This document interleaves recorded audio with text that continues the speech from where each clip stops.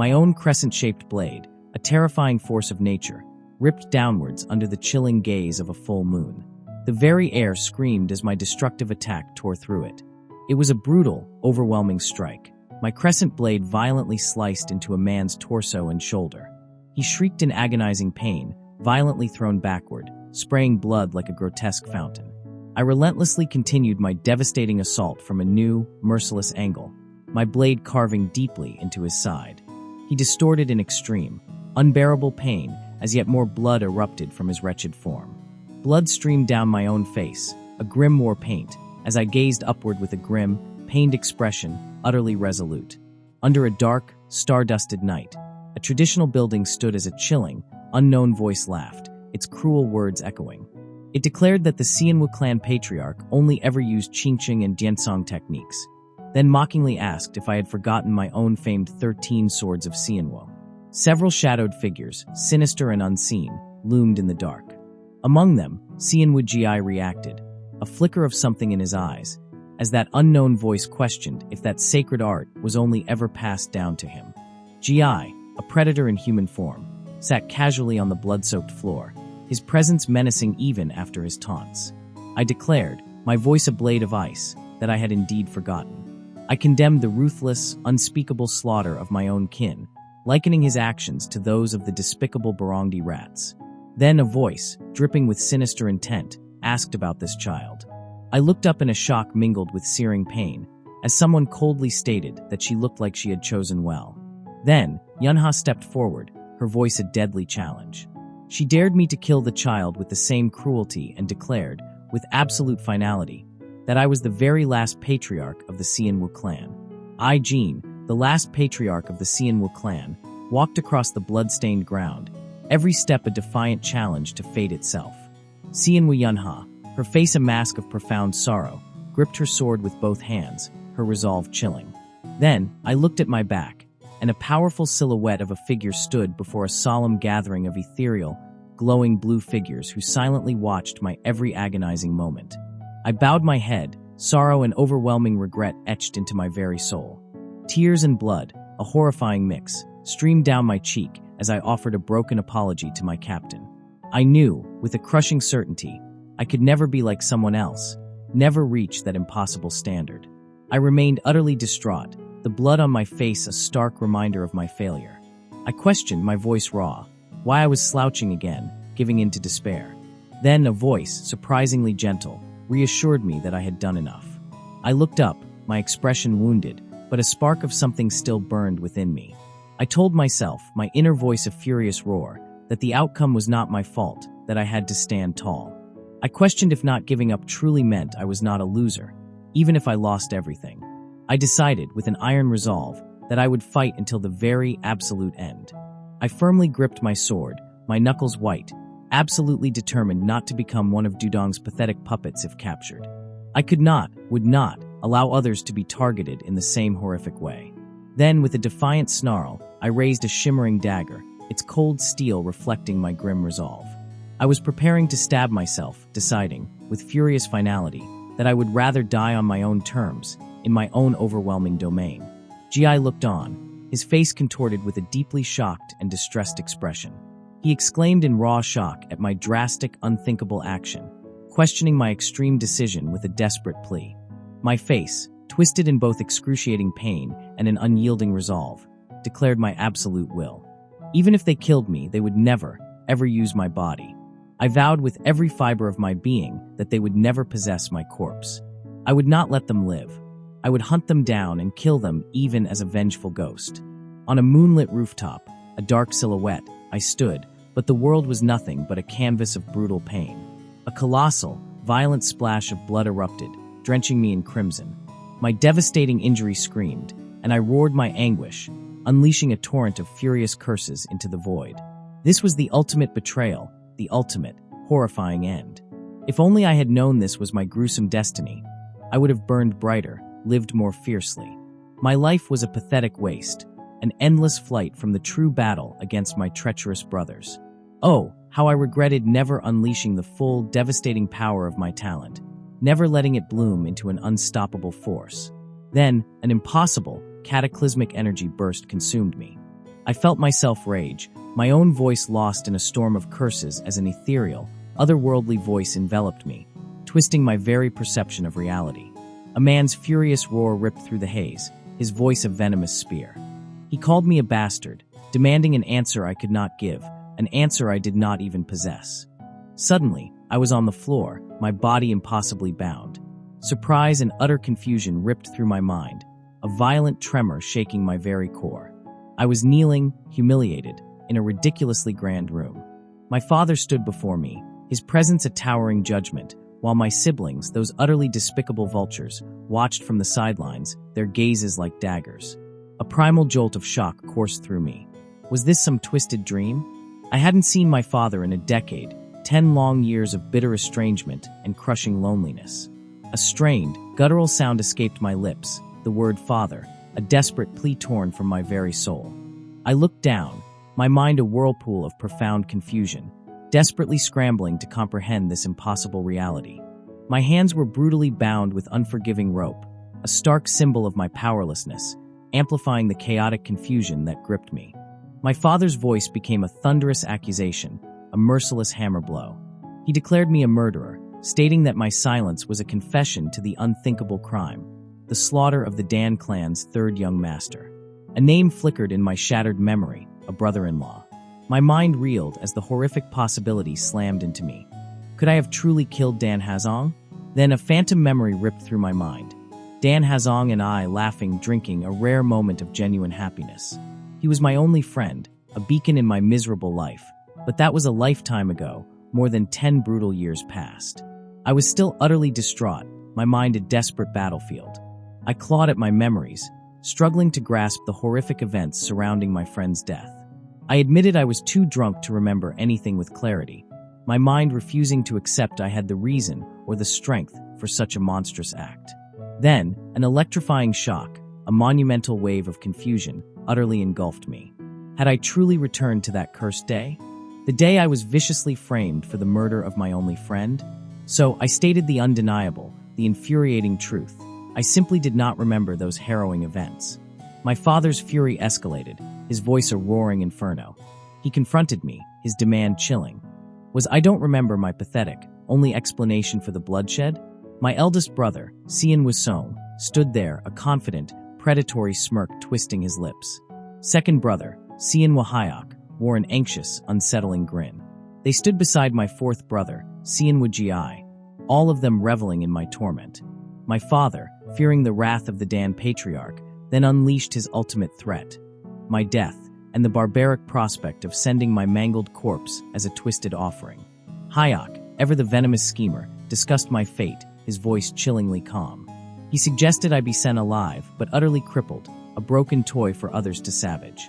Song, my eldest, with his usual ruthless efficiency, stated simply that throwing me out would guarantee my agonizing death. Then Gi, that manipulative viper, proposed a grotesque solution. Send their third brother to the infamous demonic front.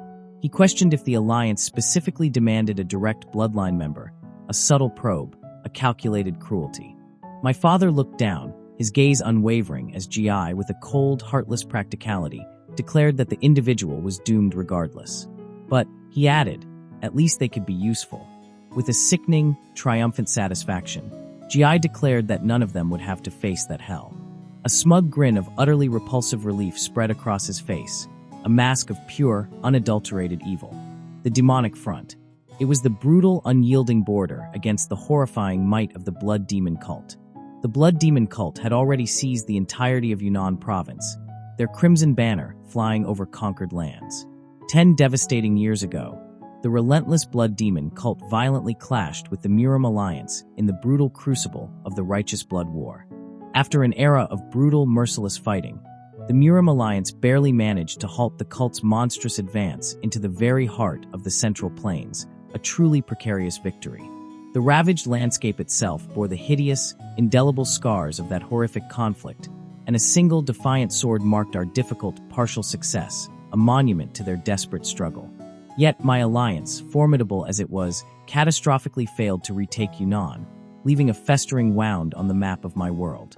In the desperate aftermath, they were forced to recruit local martial artists from the ravaged lands near Yunnan, deploying them as a fragile, human shield against the cult's predatory resurgence. This desolate, blood-soaked area, where my valiant local martial artists stood as the last bastion against the cult, became infamously known as the Demonic Front, a name whispered with utter dread. The crumbling demonic front was now barely held together, sustained only by the cruel sacrifice of forcing direct clan heirs, even those of us considered utter failures, into relentless, agonizing service.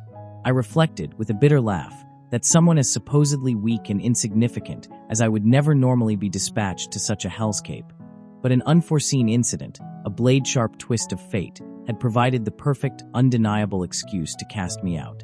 My mind, sharp despite the facade, immediately deduced that one of my ruthless brothers, those venomous vipers, must have orchestrated this entire horrifying situation, seeing my exile as the most glorious, absolute outcome for their own wicked ambitions. Then, the crushing weight of reality descended. My own father, with a heart of stone, had dispatched me to this gruesome front. This was the same cold, calculated decision I remembered with absolute clarity from that fateful, defining moment when I was just 21, a chilling echo from my past. A somber, suffocating night pressed against the unforgiving bars of my window, a mocking, bright moon a spectral eye in the cloudy sky.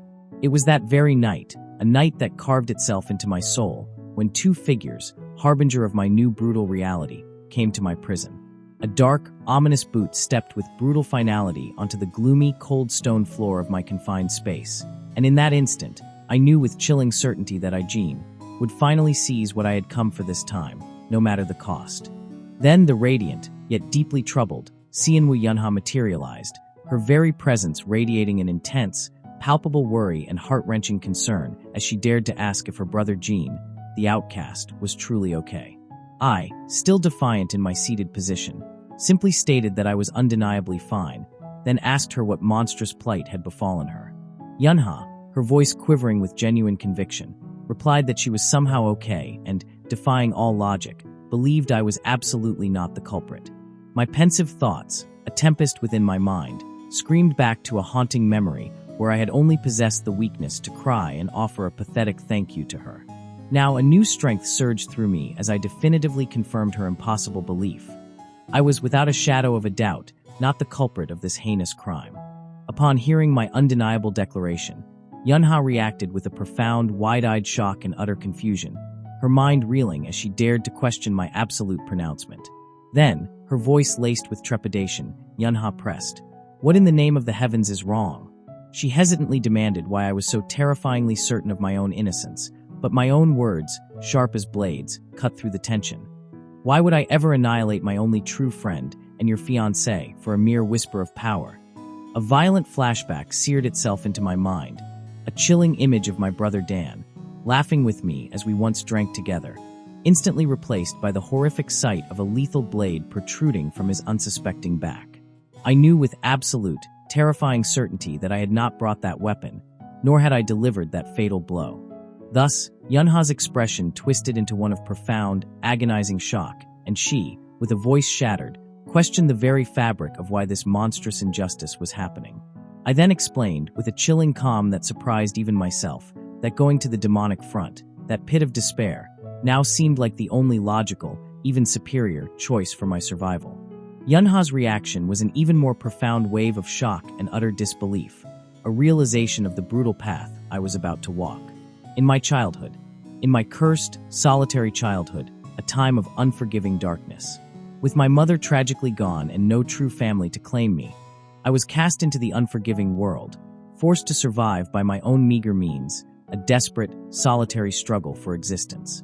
I was, despite my wretched circumstances, hailed as a prodigious genius due to my uncanny, photographic memory.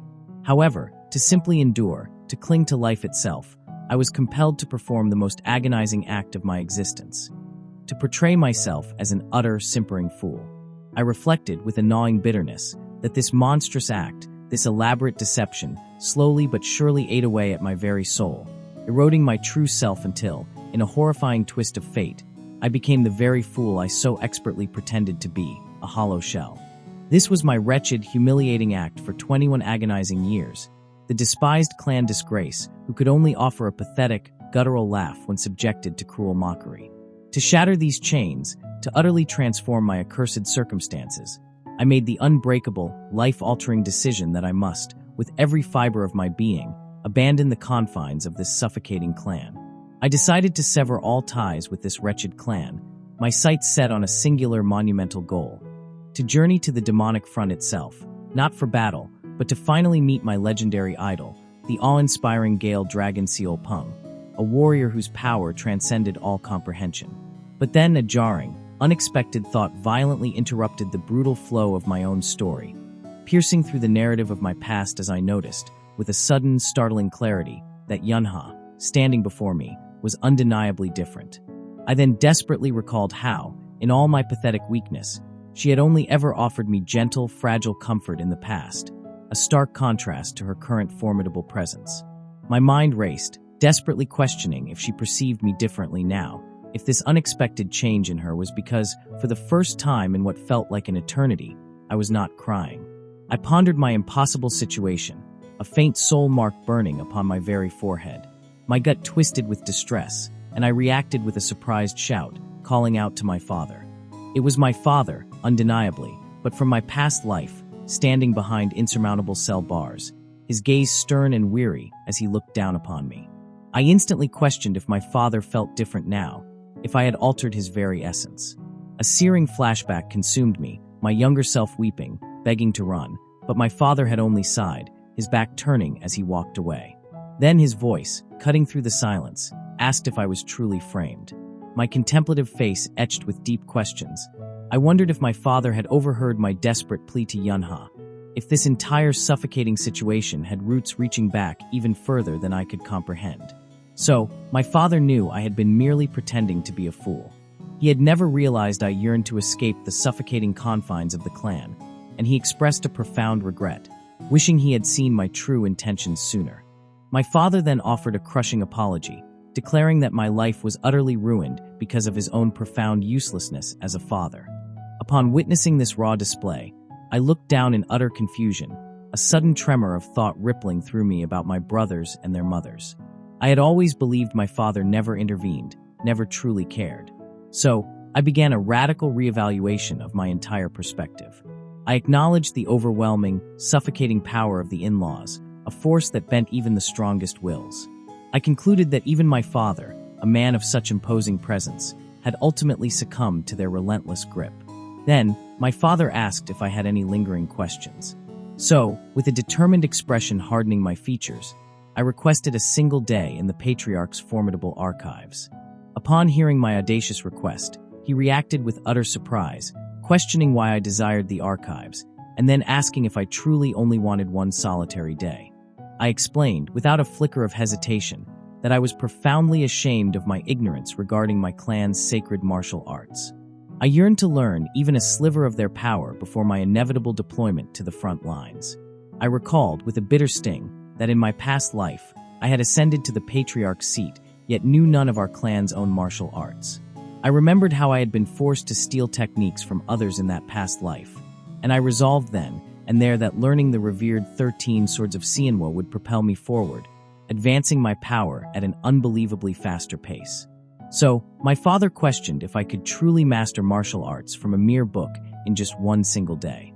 My defiant response was immediate. It was infinitely better than doing absolutely nothing. Then he looked pensive, his gaze distant, and permitted my incredible request. As I reacted with a surge of raw excitement to his permission, a sudden wave of apprehension washed over me, and I pressed my face against the unyielding bars. My father, his expression now resolute, made an earth-shattering decision. He would personally teach me. He declared that training alone was exceedingly dangerous, and he then instructed me to immediately sit in a lotus position. I initially showed confusion, but then a lightning bolt of understanding struck me, and I nervously agreed to my father's unexpected command. Then, he pressed his hands against the bars, a ripple of immense energy passing through them, intending to impart a powerful secret art. He told me he would pass on the primordial infinity art. He stated, his voice a low rumble of power, that he would transfer energy while reciting the verses for me to memorize, explaining that in the absolute beginning, there was only yin, yang, and chaos. My eyes slammed shut, assaulted by a profound shock and the raw, unadulterated knowledge of the primordial infinity art. A terrifying realization hammered into my very core. I was absorbing an ultimate technique, an art reserved solely for the patriarch and the chosen heir. This was beyond audacious. This was my ascension. Then a chilling thought pierced through my initial awe. I should be thrilled, elated beyond measure, shouldn't I? A peculiar disquiet settled over me, a feeling I couldn't quite name. As the overwhelming torrent of this ultimate knowledge continued to flood my consciousness, a deep, unsettling unease solidified within me. Something felt profoundly, terrifyingly wrong. Even as my father forcibly poured this transcendent power into my being, I questioned the tumultuous emotions raging within me. What was this unsettling tremor, this peculiar dread mixed with surging power? I gazed down, my expression a chaotic storm of pain and confusion as the intense teaching racked my senses. A furious, burning question erupted in my mind. Why was that pathetic fool being granted access to my sacred archives? My absolute domain was being trespassed upon. Meanwhile, my father stood perfectly calm, a formidable bulwark, as a throng gathered before him. My contemptible siblings dared to step forward, their voices whining, pathetically pleading with my father to reconsider his iron decision. One of them, a sniveling wretch, looked up with feigned seriousness, his voice dripping with condescension. He actually raised the audacious concern of my dying uselessly, declaring that my demise would eternally stain the revered clan's name. The sheer arrogance of it. My father, a titan of resolve, maintained his firm, decisive posture, his very presence thundering the gravity of the situation. He was unyielding, an absolute force. He then declared his decision was final, an unbreakable decree, and commanded them to utter no further words. My pathetic siblings, predictably, crumpled into distressed, impotent silence. Alone once more in the echoing chamber, my father clarified his ridiculous limitation. I would only be allowed this power, this unprecedented access, for a single day. One measly rotation of the sun. I clasped my hands, a mocking chuckle rumbling deep in my chest as I savored the audacity of that one-day limit. They truly underestimated me, didn't they? My silver hair flowed around me as I unleashed a menacing, predatory smile, my true, sinister intent blazing in my eyes. I clasped my hands together, a broad, triumphant grin splitting my face. One day, I declared, my voice a dangerous whisper of pure dominance. One day is more than enough. It's an eternity. I gripped the ancient tome, my gaze devouring the archaic script. My absolute intent was not to master these devastating martial arts, but to ingest every single technique, every brutal secret, into the depths of my being. My hands, already aching, seized another ancient volume, a surge of power coursing through me as I reflected on the overwhelming gift that was my photographic memory. It wasn't just a talent, it was a ridiculous, almost unfair advantage, making me a true prodigy of assimilation. I recalled with a chill how this very power had kept me alive on the brutal front lines, allowing me to mimic the deadly movements of my comrades with uncanny precision, stealing their very essence. Cross-legged, surrounded by monumental stacks of knowledge in the sacred library, I consumed yet another text, a confident, almost arrogant smile playing on my lips. I knew, with absolute certainty, that my captain would later brand this gift as eidetic memory, a power beyond mere understanding. This meant every single scroll, every forbidden technique, every devastating truth within this entire colossal library was destined to be absorbed into my brain, becoming my absolute domain. I swore with a burning resolve that I would wield every shred of this monstrous knowledge for ultimate purpose. Seated amidst those countless texts, my determination was absolute. I would unleash this memorized knowledge. I pondered where to begin, considering the primordial infinity art, a devastating secret my father had imparted just yesterday, or perhaps the clan's ultimate, legendary technique, the 13 Swords of Sianwo. A mere blink later, I was sprawled ignominiously on my back across the cold wooden floor, a devastating landscape of scattered books surrounding my fallen form. Utter exhaustion threatened to consume me whole. I genuinely believed I was going to die from the sheer, brutal effort, my mind screaming that I could no longer endure. Lying on my side, every fiber of my being was utterly worn out from the relentless cramming. I had devoured everything, or so I thought, yet the enigma of the 13 Swords of Sianwu still eluded my absolute grasp, a furious gap in my burgeoning power. It became terrifyingly clear then, my current efforts were failing. I needed a savage jolt, a breath of the untamed outside world. sprawled out on the cool, unforgiving grass. My eyes were shut tight, locked in the prison of exhaustion as I silently declared my utter, devastating fatigue to the uncaring heavens. My tired, purple eyes, burning with a furious lack of comprehension, stared into nothingness. I pondered whether I should halt this relentless assault for the day, forced to admit that the vast majority of my recent studies remained an unyielding, crushing mystery. Then a voice, laced with an infuriating scoff at my very attempt to master martial arts, ripped through the silence, startling me with the force of a thunderclap.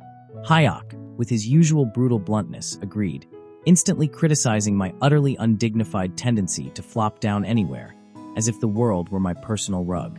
Behind them, I sensed the subtle, almost imperceptible reactions of Seal and Cheon Yun, their presence a silent judgment.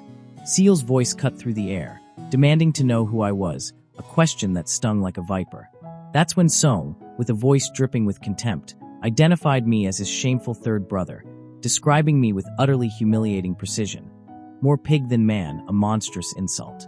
He spat out that even our father, the patriarch himself, had granted me this precious time to train before I was to be thrown to the demonic front tomorrow. And this, he sneered, was how I was using it. Seal's reaction was one of pure, shocking surprise, her voice demanding to know if I was truly headed to that infernal demonic front.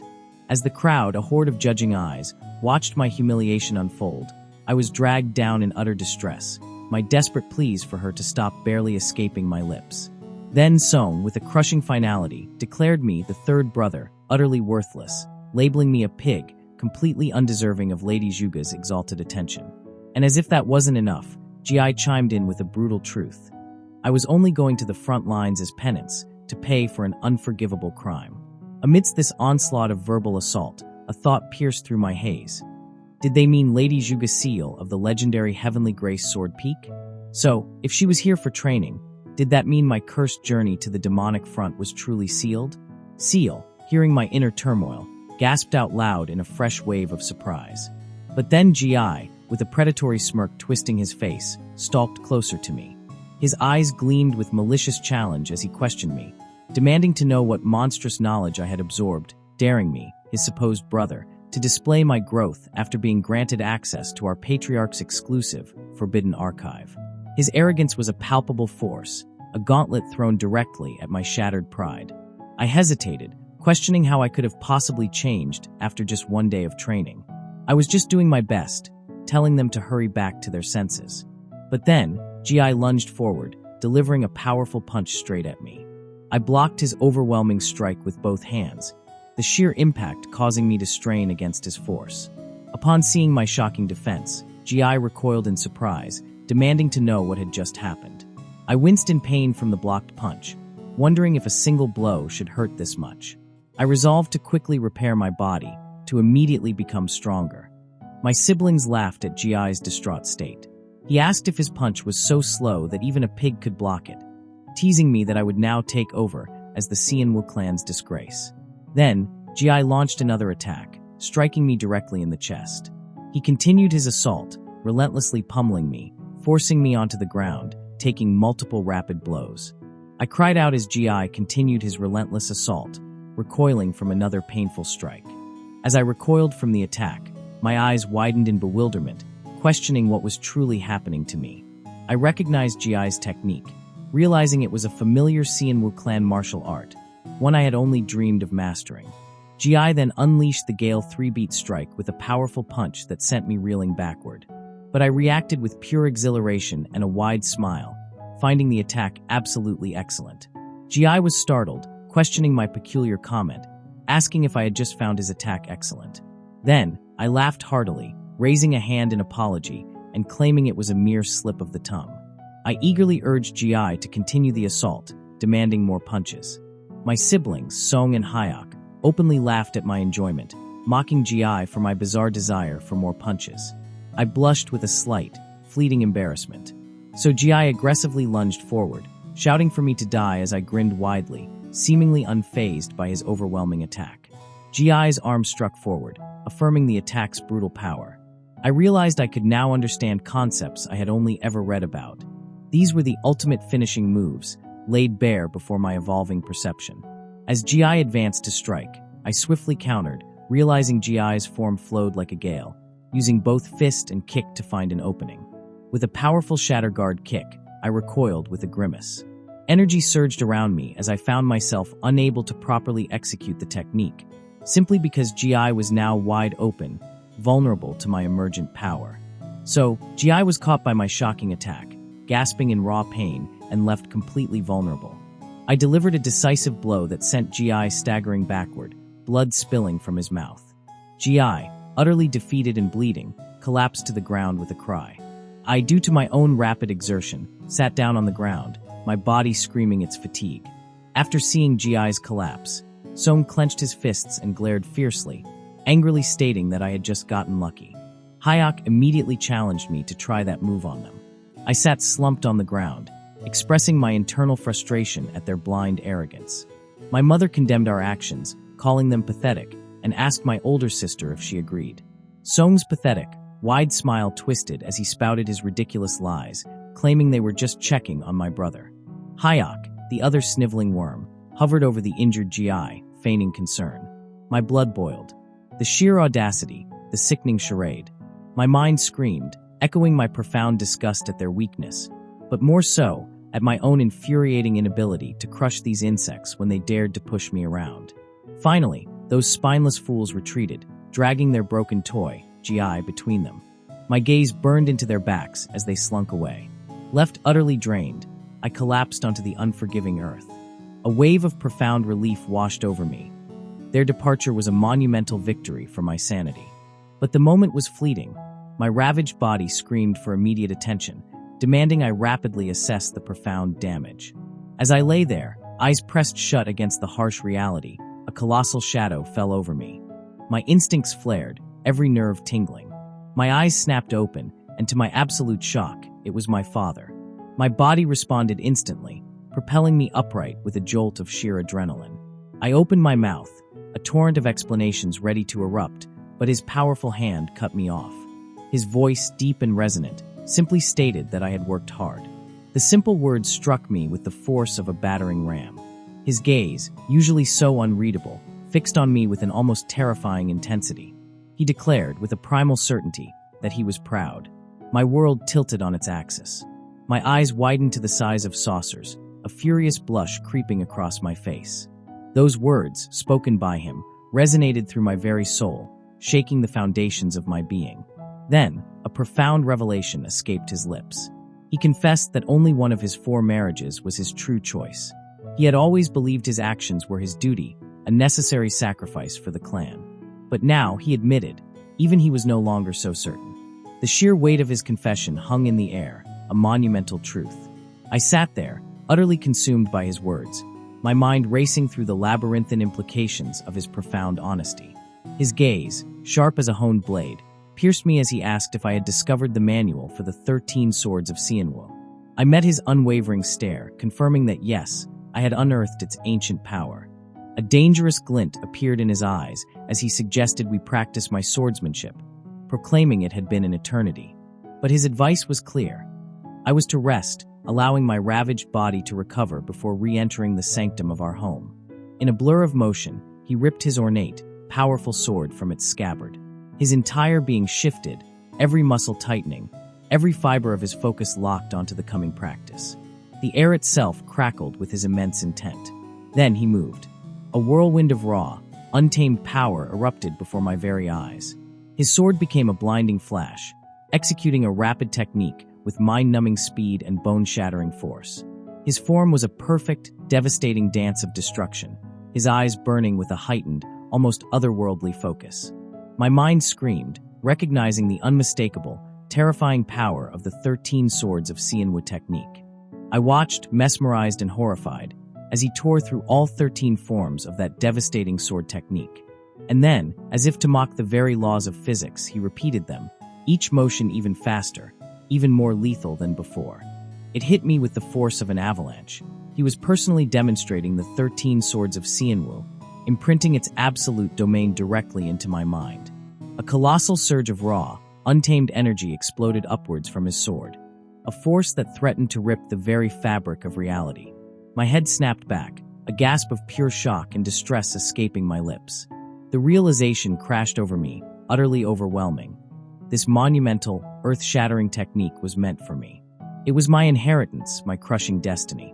Later, within the hallowed, dust-laden silence of the library, I sat cross-legged amidst mountainous stacks of ancient tomes. My intense focus was entirely consumed by the sacred texts before me.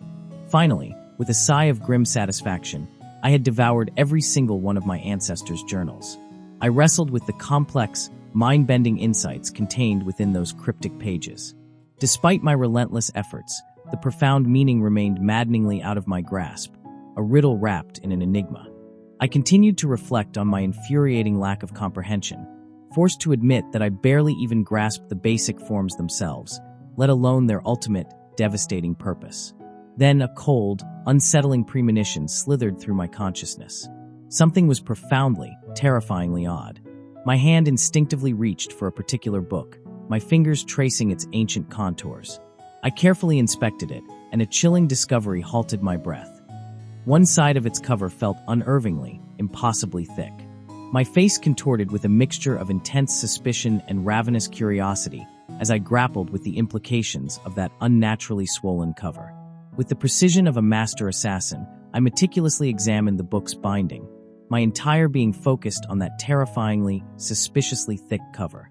My dominant hands meticulously, almost reverently, unfolded the ancient, heavily creased piece of paper. As its surface slowly yielded, faint, almost ethereal markings began to materialize. A raw, guttural exclamation tore from my throat. I had found something utterly monumental, a discovery that would shake my very core. My gaze, sharp as a honed blade, bore down upon the partially unfurled document.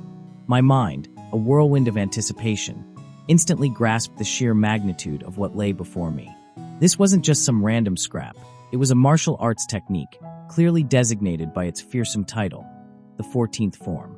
The power radiating from it was palpable, an ancient, devastating energy just waiting to be unleashed. A dark, profound contemplation settled upon me, a chilling realization sparking in my mind. This ancient artifact held more than met the eye. A deeper truth, a hidden power, awaited my discovery.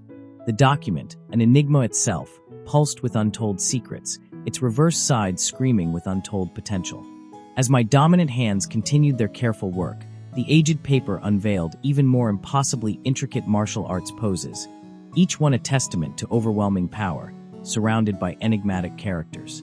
My breath hitched. This was it. It described the 15th form, an even more absurd level of mastery, an unstoppable force ready to crush all in its path. Astonishment, a primal shock, ripped through me, leaving me breathless. I gripped the now fully visible paper, its secrets laid bare, and a single earth-shattering question echoed in the caverns of my mind. What catastrophic, overwhelming power had I just unearthed?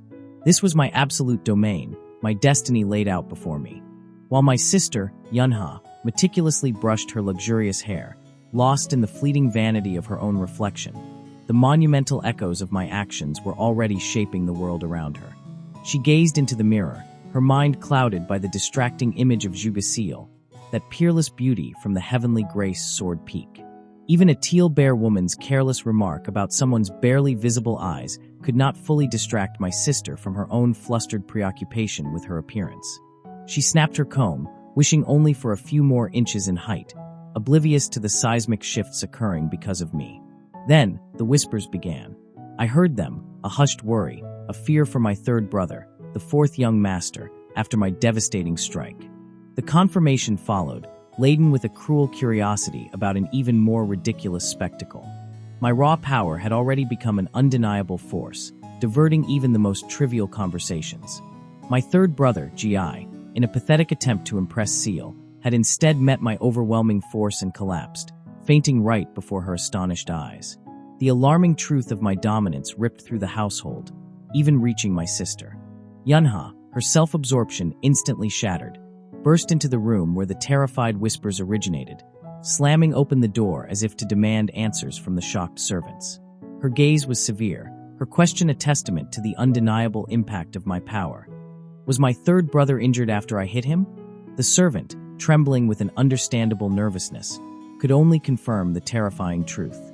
A wave of uncontrollable fury erupted from my sister.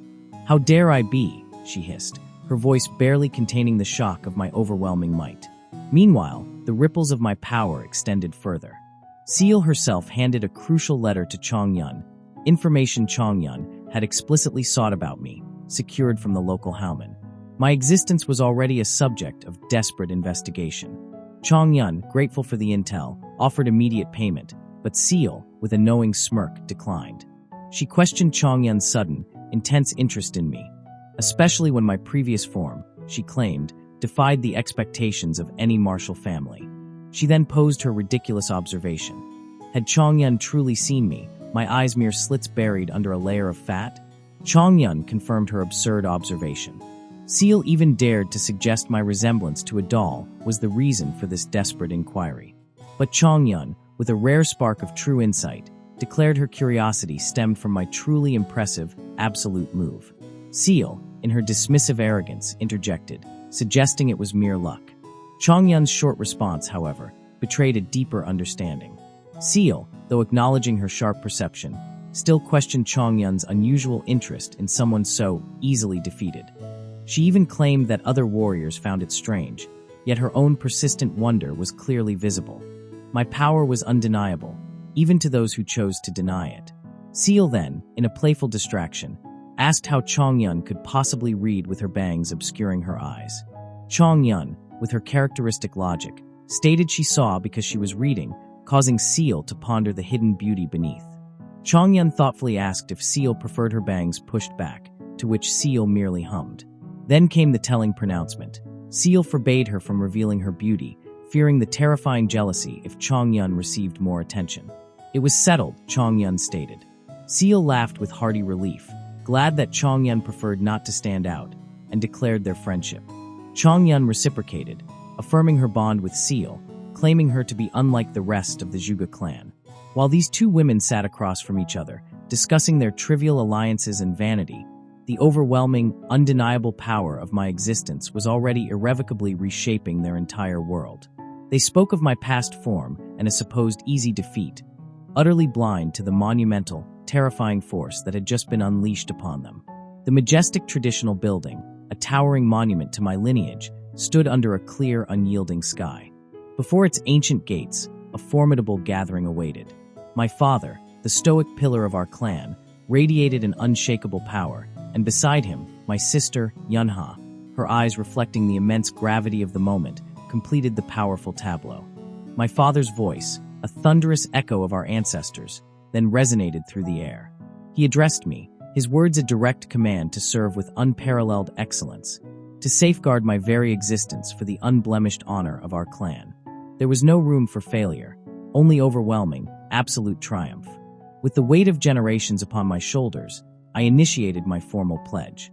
I, a son of unparalleled potential, declared my solemn vow to ascend to glories unseen, to bring an unmatched honor to our esteemed clan, and to return, a conquering force beyond their wildest imaginings. Even amidst such a monumental send-off, I found a moment for genuine gratitude. My smile, broad and unrestrained, thanked my sister, Yunha, for her early presence in the courtyard. Her reply, delivered with a quiet strength, was that it was the absolute least she could offer her brother before his monumental, transformative journey. Then, her hand extended, holding out a perfectly wrapped package. My surprise was evident as I took it, my voice asking the simple question, "What is this?" She revealed its precious contents, meticulously crafted rice balls, made with her own hands, provisions for the epic road ahead. I pressed further, my curiosity piqued. "You made these yourself?" She confirmed her dedication, her confession of uncertainty regarding their taste only fueling my anticipation. My face, it truly lit up. My gratitude was overwhelming, overflowing as I hailed her as the absolute best. The sheer eagerness to devour those rice balls, crafted by my sister, was a powerful, undeniable force within me. With a decisive, ground-shaking step, I commenced my journey. My feet, instruments of destiny, propelled me forward into the unknown. My powerful farewell echoed through the courtyard as I departed on horseback, a formidable leader guiding my retinue toward a destiny of unparalleled greatness. As our journey truly began, a deep irritation swelled within me. I called out to a particular rider, whose apparent annoyance or sluggishness was an unacceptable display of weakness, even as he continued his slow, plodding journey. This was no time for such pathetic displays. My concern, though, was a burning fury. I demanded of the young master, "What exactly is happening now?" I utterly dismissed the very notion of a break, declaring with absolute authority that it was not yet time for such weakness. My will was set. We would continue this relentless journey, pushing beyond all limits. Wandering warrior Jang Gangsong, our supposed leader, was clearly trapped by his own fears, dreading the impossible scenario where Jin might refuse to proceed. His apprehension was palpable, a testament to my undeniable authority. Then I delivered my shocking decree. I would run. From this very spot, I would run the entire distance to Yunnan. My companion's reaction was immediate, an explosion of visible shock and utter confusion, completely overwhelmed by my utterly unexpected declaration. I reiterated my ironclad decision, confirming my intent to run. My casual clarification? I planned to shed some mere weight, transforming my already powerful physique into an even more lethal weapon. Jang and his companion, those pathetic skeptics, erupted in a chorus of strong doubt. They dared to question how I, with my magnificent physique, could possibly conquer such a monumental distance on foot. Their disbelief was a delicious challenge. But even in their doubt, Jang was forced to respectfully acknowledge my unyielding will. He then, with a pathetic attempt at firmness, reminded me of our existing contract, our sacred obligations. His internal calculations of the catastrophic financial and logistical losses from any delay were a weak whisper against my overwhelming resolve. Then, with an abruptness that commanded attention, I cut him off. "What about my horse?" I demanded, then answered my own question. "The horse is perfectly fine." Jang, still reeling, could only weakly echo, "What about the horse?" My expression was resolute, an unshakable declaration.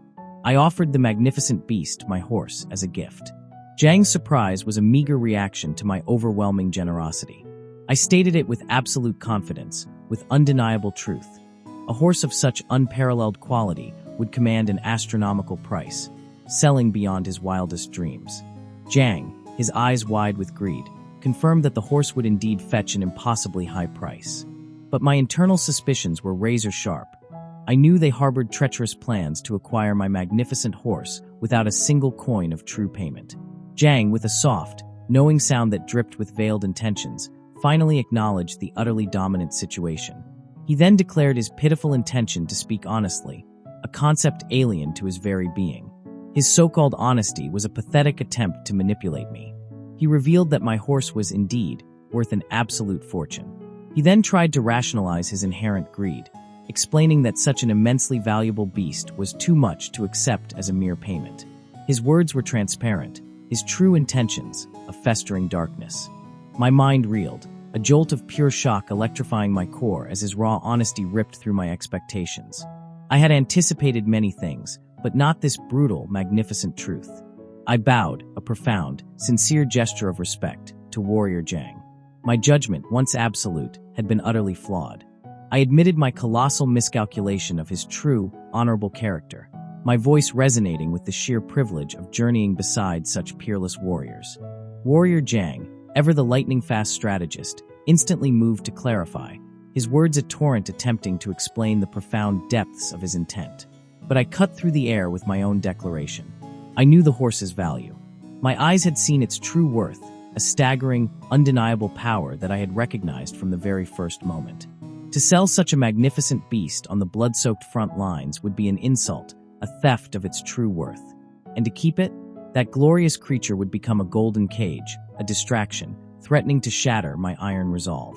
This was a sacrifice for absolute dominance. So a wide, predatory smile split my face. My hands extended, an offering of immense power, the horse presented for our mutual assent. I merely requested a fraction of their might in return, a necessary exchange for the coming storm. Warrior Jang's gaze, a weapon in itself, registered the seismic shift. He knew then that the pathetic rumors surrounding me were a grotesque, laughable lie. He gripped my hands, a handshake of iron, acknowledging the terrifying depth of my commitment. With a companion as witness to this monumental pact, Warrior Jang sealed our agreement, a vow of their absolute, unwavering effort. My will was now their command. And so my ultimate trial, my relentless ascension, had begun. From Giang in Guizhou to the distant reaches of Yunnan, a journey of 3 relentless days, even for the swiftest horse, stretched before me like a gauntlet thrown by the heavens themselves. In my current inadequate state, this trek would be a savage, soul-crushing torment. But I embraced it. This was not merely a journey. This was the raw, brutal nourishment for my glorious rebirth, my absolute metamorphosis. My face contorted into a monstrous grimace, every muscle screaming under the extreme, punishing exertion. I would shatter my old life. I must. There was no other path to power.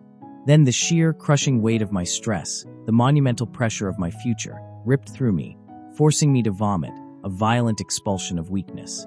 A man's voice, laced with suspicion, pierced my agony, daring to suggest I was merely trying to escape this destined journey.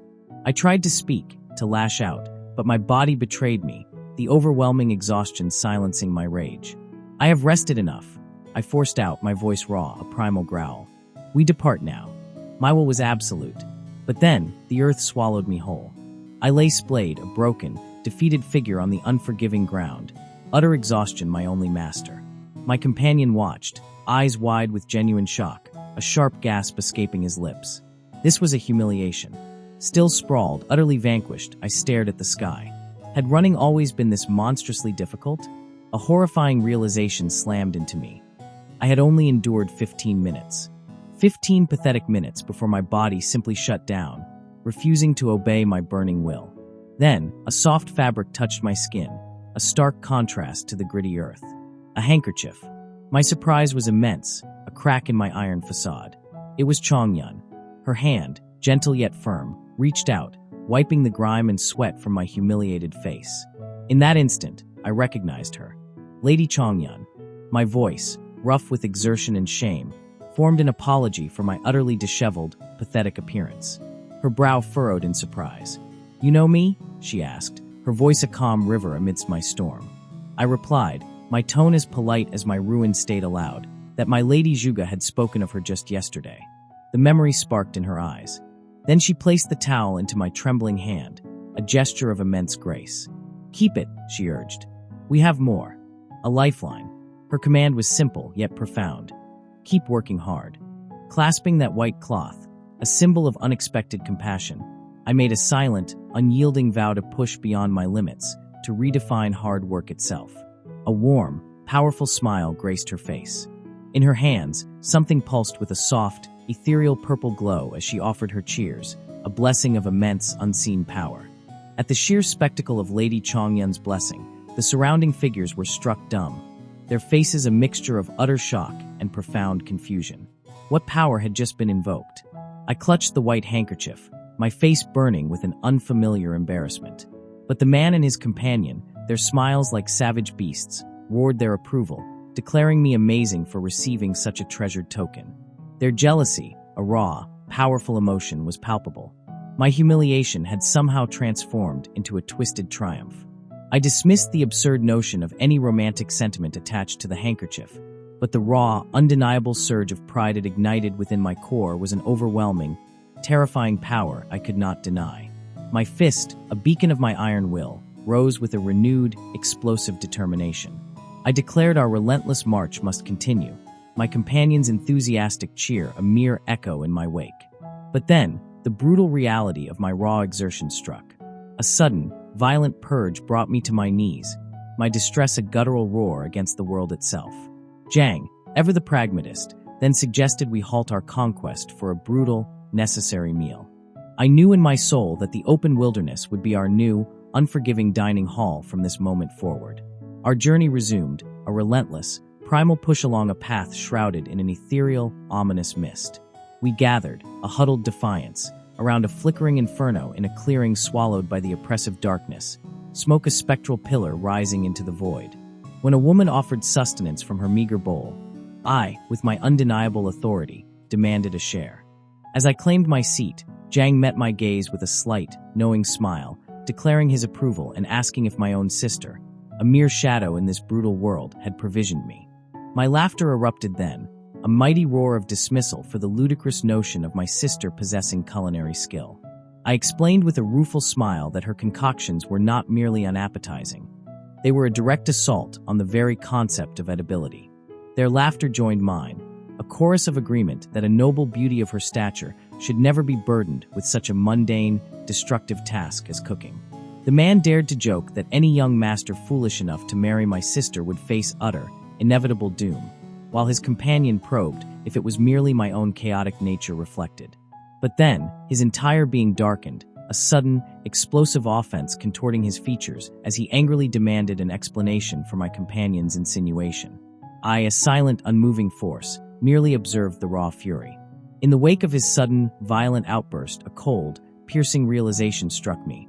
Something was fundamentally, terrifyingly wrong. Then, in the oppressive gloom, two small, grotesque figures became faintly visible, a malevolent presence emerging from the shadows. The forest floor was a tableau of horror. Torn open, dark-feathered birds lay brutally slain, their life force drained by massive, segmented purple centipede-like abominations that ravenously consumed the grisly remains. In that moment, a profound, crushing truth solidified within my very core. I was never, not truly, destined for a serene, peaceful existence with my family. My path was one of relentless, violent struggle. A chilling realization struck me with the force of a thunderclap. Yunha, the sister I thought I knew, was a grotesque distortion of my memories. I once believed she was my only blood, my cherished sibling. I clung to the image of her worried eyes, a desperate solace in a desolate world. Yet, fleeting glimpses of pure hatred, of icy contempt, had flickered in those same eyes. I had dismissed them, foolishly believing them figments of my own tortured imagination. Now the horrifying truth slammed into me. Yunha had never changed. My past self had been an imbecile, a blind fool who refused to see the venom brewing right before my very gaze. She had never genuinely cared, never truly protected me. A sickening suspicion coiled in my gut. Perhaps she, my supposed sister, was the vile hand that ended my father's life. Just as I had begun to grasp the profound, true depths of my father's heart, I was forced to face the brutal reality of losing another soul, a grotesque betrayal by someone I foolishly called family. A chilling realization struck me with the force of a thunderclap. Yunha, the sister I thought I knew, was a grotesque distortion of my memories. I once believed she was my only blood, my cherished sibling. I clung to the image of her worried eyes, a desperate solace in a desolate world.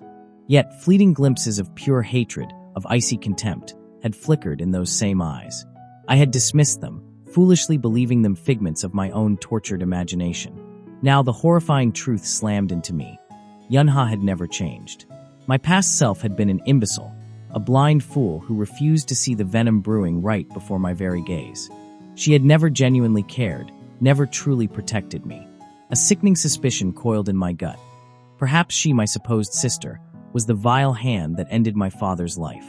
Just as I had begun to grasp the profound, true depths of my father's heart, I was forced to face the brutal reality of losing another soul, a grotesque betrayal by someone I foolishly called family. My mind hardened, my resolve forged in the fires of betrayal. I turned to Jiang, my voice a low, dangerous rumble. I asked if I could wield a dao. From that moment, my journey became a relentless, brutal regimen of training. Every single step we took, I ran, a blur of motion pushing my body to its absolute limits. Even when we halted for a fleeting rest, I seized both blade and dao, a furious whirlwind of steel. I would swing with savage intensity, envisioning a swift, decisive strike upon an enemy, refining my cultivation technique with every single, focused movement. I knew with absolute certainty that I could not squander even a single precious moment. The insidious demonic front was drawing ever closer, their chilling shadow stretching across the land. Another unseen enemy lay prone, a testament to my relentless drive. Jiang, observing my brutal fury, seemed to find a strange amusement in it. He admitted he had never, in his entire life, witnessed such obsessive, brutal training as mine. He confessed he had doubted me at first, but now, he was utterly ashamed of his initial judgment. I met his gaze with a wry, knowing smile, my voice devoid of pretense. I told him my desperate, agonizing struggle was merely a primal instinct, a brutal effort to stave off my own demise. I added a cold truth, that I had not always been this ferocious, this utterly consumed by the need to survive. Then, without a whisper of warning, a deadly arrow screamed through the air, aimed directly at me. Fortunately, my instincts, honed to a razor's edge, allowed me to twist and avoid its lethal trajectory by a hair's breadth. Zhang and 3 of his formidable guards instantly became a blur of defensive motion, their swords ripping free from their scabbards with a chilling scrape. Their alarmed voices echoed, demanding to know who dared to attack. A harsh, mocking voice boomed from the shadows, aggressively questioning their honor, sneering at their talk of righteousness in the face of imminent death. The confrontation exploded into a chaotic, brutal skirmish. Guards clashed against shadowy figures, steel ringing against steel as a commanding voice roared, demanding we drop our weapons and surrender or face catastrophic harm. Then, the true enemy emerged, the Noko bandit chief, Mak Gusum, a colossal figure of pure menace, wielding a formidable axe that pulsed with deadly intent. His intense gaze locked onto us, as he declared we could not possibly hold off his attackers much longer. Zhang's face twisted in a mask of pure shock at the very mention of Mak Gusum's dreaded name. He barked an urgent command at me. "If this battle ignites into a full-blown inferno, Jean, you must mount that horse and flee with every ounce of your life. I cannot hold them back for long." My mind raced. I knew I had heard the name Mak before. He was no ordinary mountain bandit, no simple rabble. This man was a true martial artist, a practitioner of proper, lethal techniques, far beyond mere brute force. Zhang, ever the strategist, bowed formally, his voice resonating with an unexpected deference. He greeted the Noko bandit chief, stating he had long heard of Mak Gusum's great and fearsome name, and felt truly honored to finally meet such a legendary figure. Mak responded with a smug, predatory grin, offering a ludicrous toll, and proposing a peaceful resolution to the conflict, as if bloodshed was ever truly an option for men like him. That pathetic bandit chief had the audacity to laugh in my face, his voice dripping with venom as he demanded every single thing we possessed. He wanted our clothes, our weapons, everything. He even told us to strip naked and run, a ridiculous command as our groups stood facing each other on that desolate dirt road. My subordinate Zhang's eyes bulged with pure shock and incandescent fury at the bandit chief's humiliating demands, especially after one of his curs dared to crack some crude joke. Zhang, his voice laced with desperate urgency, screamed at me to mount my horse immediately, insisting that our time was irrevocably gone. My face twisted into a mask of absolute, unbridled fury. I roared back at those pathetic bandits, my voice a thunderclap across the plains. I declared my undeniable identity as the third son of the illustrious Xianwu clan, threatening every single one of them with utter annihilation for daring to ambush my journey. Zhang watched my audacious display, a silent worry etched deeply onto his face. The bandit chief, Mak, actually dared to question if I had truly just declared myself the third son of the Xianwu clan. I confirmed it, my voice dripping with disdain, challenging him to attack me and seal his own pathetic fate.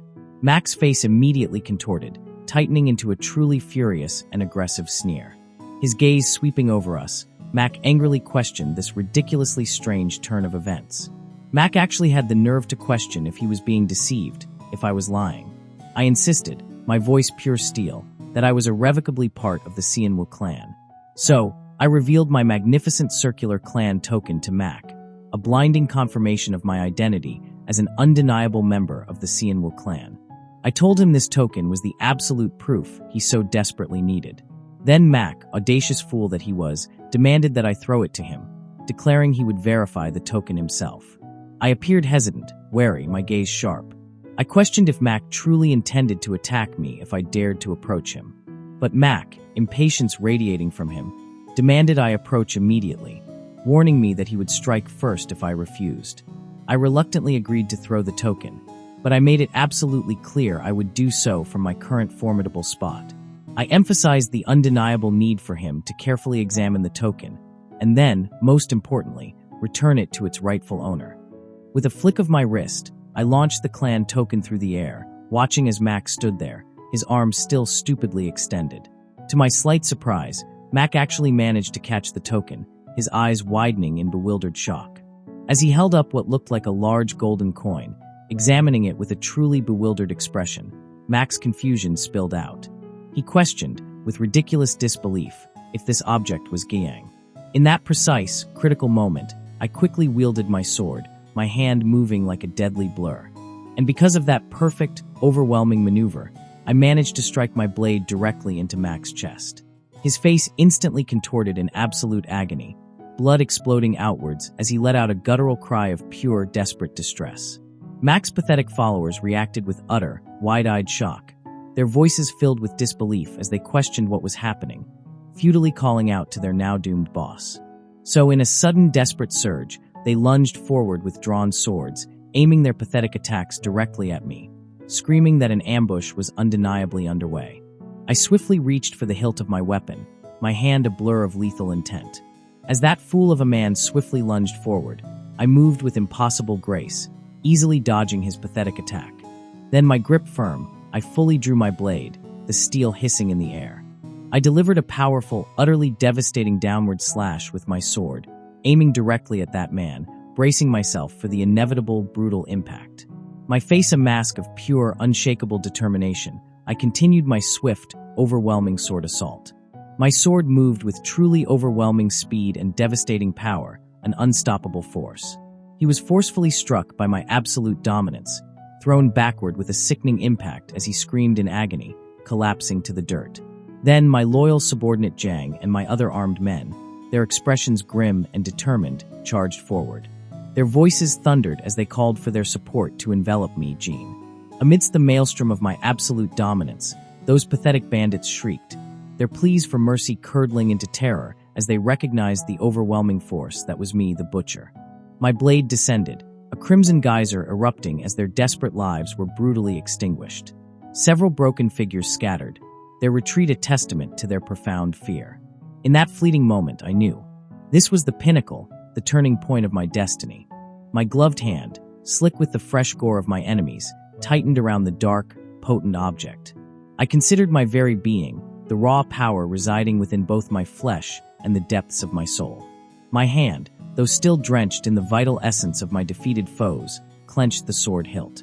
An ancient, savage joy coursed through my veins once more, an unyielding satisfaction at the sheer, overwhelming intensity of the fight. Moments later, my companion and I stood amidst a grotesque garden of fallen bodies, each a testament to my destructive might. Despite my earlier ferocity, I collapsed onto the ravaged earth, my body screaming in protest, a desperate cry escaping my lips that my final moment had arrived. My three companions, their faces etched with shock and fear, could only watch, utterly stunned by the sudden revelation of my profound vulnerability. Then Jiang, his gaze unsettlingly perceptive, pondered aloud if I was a reborn elder trapped within a youthful form. But I, with a sudden, cheerful grin, instantly dismissed such an absurd notion. A reborn elder? Such fantastical things simply did not exist. Would a legendary elder truly succumb to such overwhelming exhaustion after merely a brief, though brutal, engagement? Jiang looked away, processing my irrefutable logic, admitting that my exhaustion was an undeniable truth. Yet, he still saw something more, acknowledging that my youth combined with my absolute, unhesitating capacity for destruction was an utterly unique and terrifying combat prowess. Jiang then mused about the preposterous thoughts my presence evoked in his mind, and I could only laugh, a deep, resonating sound.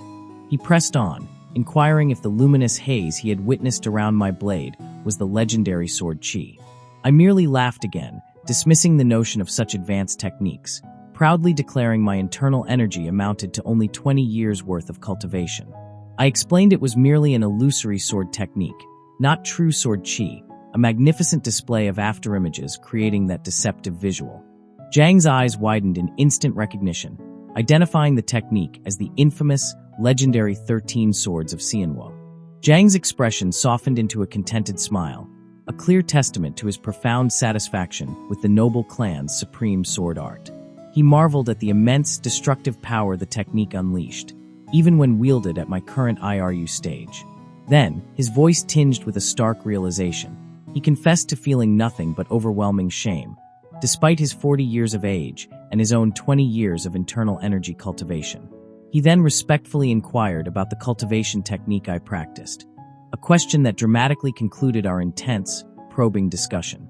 Jiang, in turn, explained his own technique was the Six Harmonies technique, lamenting it was the only one he could ever acquire. I reacted instantly, a flicker of recognition crossing my face at the mention of the Six Harmonies technique. I reflected then, with a profound sense of irony, how fate had dictated that I, of all people, must learn the Six Harmonies technique, a mere third-rate manual, easily obtained from any dusty back-alley bookstore. My expression shifted from irony to a grudging admiration. To cultivate 20 years with such a low-tier technique was, undeniably, an impressive feat of sheer, unyielding will. Then Jiang gestured decisively to his companions, urging them forward, shattering the contemplative silence. A wave of melancholic resignation washed over my face. My own colossal efforts had never borne their rightful fruit simply because I could not secure a proper, advanced technique. This bitter truth violently resurrected memories of my past self, forced to grovel, to copy, to beg for scraps of knowledge from others.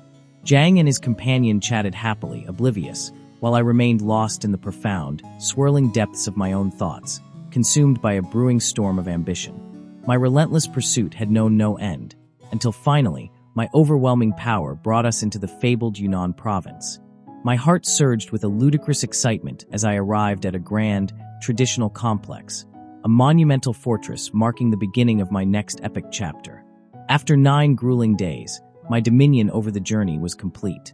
6 of us, exhausted but radiating relief, stood upon a stone bridge, its ancient gaze fixed upon the flowing water below. I declared, with a triumphant smirk, that my will had delivered us to this formidable destination. Then, with an unstoppable surge of exhilaration, I proposed a celebratory drink, a fitting tribute to our last night before the true chaos began. My offer to cover the cost was met with my own confident smile, an undeniable sign of my generosity. Their praise erupted around me, a chorus of awe for my unmatched generosity. They recognized my noble spirit, my unyielding reliability, and the sheer force of my character. My smile stretched wide, a predator's grin, fueled by their adulation and the intoxicating promise of the celebration to come. I then turned my piercing gaze to Gong, my voice cutting through the rising excitement as I demanded to know if his path led straight home after this mission's completion. Gong, with a sigh of an ordinary man, confirmed his intention to retreat to his family, to his wife and children. He spoke of forsaking the blade, a notion utterly alien to my very being, for he claimed he could not live by the sword forever. Pathetic. Another warrior, with a jocular roar, mocked Gong's pathetic desire for a quiet family life. He challenged Gong, with a fierce jest, to first erase the envious grin that undoubtedly plastered his face. As the overwhelming torrent of conversation continued its vibrant flow, a new presence emerged. The others, their voices now tinged with a different kind of excitement, welcomed a fair young lady into our formidable circle.